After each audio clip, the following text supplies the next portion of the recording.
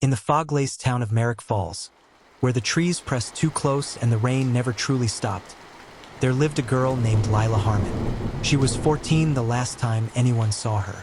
Even before she vanished, Lila was the kind of girl people whispered about. She wore hand-me-down sweaters, kept to herself in class, and spoke just a little too softly. But what set her apart, what made everyone uneasy, was that she saw things. Not in the way most children imagine monsters under the bed. No, Lila's visions were different, specific, recurring, always the same figure. Tall, thin, inhuman, with arms that stretched too far and a smile that didn't move. She first mentioned it when she was just 9. That day, she came home from school wide-eyed and shaking, clutching her sketchbook like a lifeline. She told her mother, Anna, that she had seen something in the woods behind the school, something watching her, something that smiled without eyes. Anna chalked it up to a nightmare. Lila had always been sensitive. She was just a kid trying to process the strange, sad world around her, especially after her father, Mark Harmon, had mysteriously vanished the year before. One rainy night, he went for a walk and never came back. No signs of struggle, no body, just gone. That's when the sightings began. At first, it was just whispers. Cold spots in her room, flickers of motion in the corners of her eyes. Then came the drawings, dozens of them, pages filled with dark trees, twisted figures, and haunting faces with hollow smiles. Teachers became concerned. Therapists were called.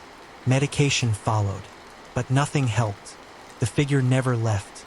Sometimes, she'd wake in the middle of the night to the sound of tapping on her window. Soft, repetitive, like fingers or claws. Other times she'd wake with her blanket soaked, her skin cold as ice, and the faint scent of rotting leaves lingering in the air. She tried to tell her mother, over and over, "Mom, it's real. It's watching me." But Anna, too tired and too broken from her husband's disappearance, refused to believe. "You need to stop, Lila. These stories aren't helping anyone." Lila stopped talking about it, but she never stopped seeing it. One autumn evening, the sky broke open with rain. Thunder rolled across the hills. Merrick Falls lost power, plunging the town into shadows. Anna lit candles. Lila retreated to her room, flashlight in hand, sketching by its dim beam. She filled page after page. Each drawing was of her window, the same window, but each time the figure outside grew closer, until finally it wasn't a drawing. She looked up and there it was, standing in the rain, its pale body pressed against the glass, his face twisted in that too-wide grin, his fingers gently tapping the pane. Tap, tap, tap. It mouthed her name. "Lila," she screamed. Her mother rushed in moments later, only to find the room empty.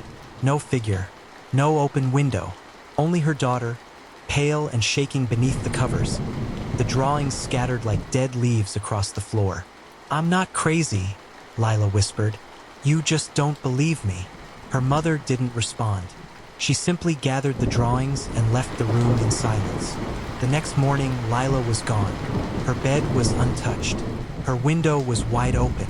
The curtains billowed like ghosts in the morning wind.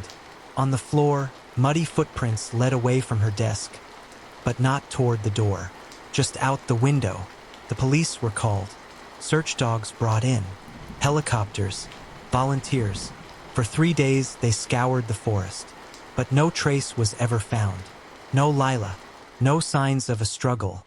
Just her broken camera, discovered by a hiker deep in the woods, sitting at the base of an ancient tree. The film was waterlogged, but one photo survived. Grainy, dark, fuzzy from the rain. But at the center, barely visible through the distortion, was a figure. Tall, pale, smiling. The official story was that she ran away, that she was a troubled girl with a history of trauma, a vivid imagination, and a fragile mind. But that's not what the kids in Merrick Falls believed. No, they whispered a different story. They said Lila was taken. Now, every year on the anniversary of her disappearance, strange things happen. Windows open by themselves. Drawings appear on classroom desks. And on stormy nights, When the rain lashes the roofs and the woods hum with wind, children say they see her. A girl with wide, frightened eyes, barefoot in the mud. She stands at the edge of the forest, mouth open in a silent scream, staring at something behind you.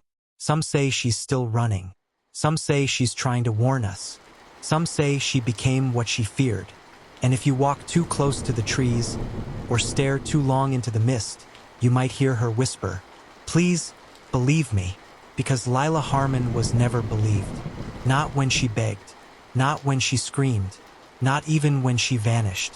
And now it's too late.